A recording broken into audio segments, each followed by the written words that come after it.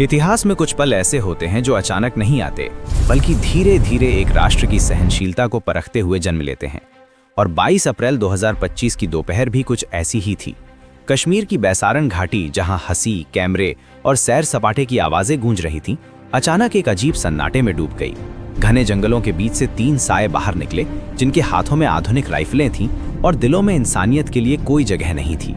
ये the resistance front के आतंकी थे, लश्कर-ए-तैयबा की वो शाखा जिसे पाकिस्तान नकारता तो है लेकिन मिटाता कभी नहीं। उन्होंने पर्यटकों को घेर लिया। सवाल सिर्फ एक था, धर्म क्या है? जवाब पसंद नहीं आया तो गोली चल गई। तिलक, जनेऊ, पहचान सब मौत का कारण बन गए।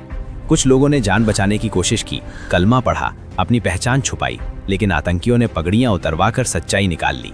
कुछ ही मिनटों में 26 जिंदगियां खत्म कर दी गईं। और ये हमला सिर्फ उन लोगों पर नहीं था, ये भारत की आत्मा पर किया गया हमला था। जब ये खबर दिल्ली पहुंची, तब प्रधानमंत्री नरेंद्र मोदी विदेश दौरे पर थे, लेकिन एक पल भी गवाए बिना उन्होंने यात्रा बीच में छोड़ी और देश लौट आए। रायसीना हिल्स पर हलचल शुरू हो चुकी थी।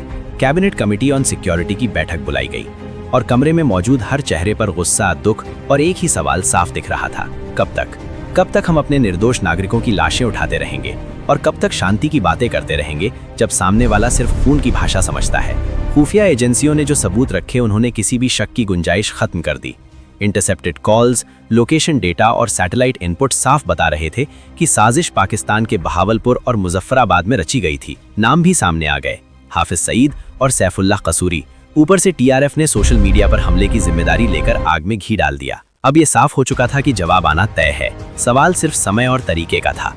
भारत ने सबसे पहले बंदूक नहीं उठाई, बल्कि पानी रोका।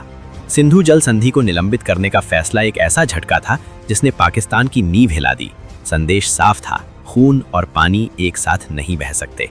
लेकिन ये सिर्फ शुरुआत थी, असली जवाब अभी बाकी था। सेना को पूरी छूट दी गई और जो योजना बनी वो सिर्फ सैन्य कार्यवाही नहीं थी, वो भावनाओं से निकली हुई रणनीति थी।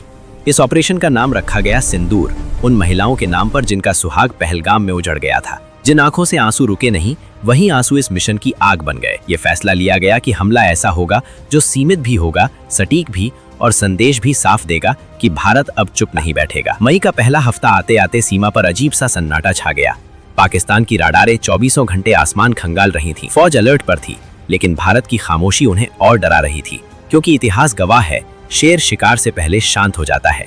7 मई की रात जब देश सो रहा था, तब तंजावुर, ग्वालियर और अंबाला के एयरबेस पर हलचल थी। पायलट जी सूट में थे, इंजीनियर आखिरी जांच कर रहे थे और आसमान में इंसाफ की उड़ान भरने की तैयारी पूरी हो चुकी थी। सुखोई 30 MKI के नीचे लटकी ब्रह्मोस मिसाइलें सिर्फ हथियार नहीं थीं, वे फैसला थीं। और घड़ी जैसे ही 1:45 पर पहुंची, आसमान ने अपनी आवाज बदल ली। ब्रह्मोस दागी गई, आवाज से 3 गुना तेज, राडार से भी तेज। बहावलपुर की वो इमारत जिसे मस्जिद कहा जाता था, लेकिन असल में जैश-ए-मोहम्मद का ट्रेनिंग सेंटर थी, कुछ ही सेकंड में मलबे में बदल गई। मुरीदके में लश्कर-ए-तैयबा का मरकज, जहां से आतंक की साजिशें निकलती थीं, पूरी तरह तबाह हो गया। हमला इतना सटीक था कि आसपास के आम नागरिकों को लगभग कोई नुकसान नहीं पहुंचा, लेकिन आतंक का ढांचा पूरी तरह ढह गया। इलेक्ट्रॉनिक वॉरफेयर के जरिए पाकिस्तान की आंखों पर पट्टी बन चुकी थी। उनके राडार कुछ समझ ही नहीं पाए। भारतीय विमान बिना किसी नुकसान के वापस लौट आए और इसी के साथ एक साफ संदेश दुनिया को चला गया, भारत अब सिर्फ सहता नहीं, जवाब देता है। अगली सुबह पाकिस्तान बौखला गया।